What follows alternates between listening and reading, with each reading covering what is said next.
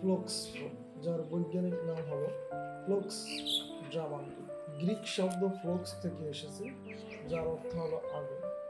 আকর্ষণীয় রং ও সাইজের জন্য এই জাতটা ফুল প্রেমীদের খুবই পছন্দ। ডিসেম্বর থেকে মার্চ পর্যন্ত এই ফুলটা ফোটে। ঝোপাকৃতি ডালের আগায় থোকায় থোকায় ফুল ফোটে। একসঙ্গে অনেক ফুল ফুটলে দূর থেকে অনেক সুন্দর লাগে। ধন্যবাদ সবাইকে।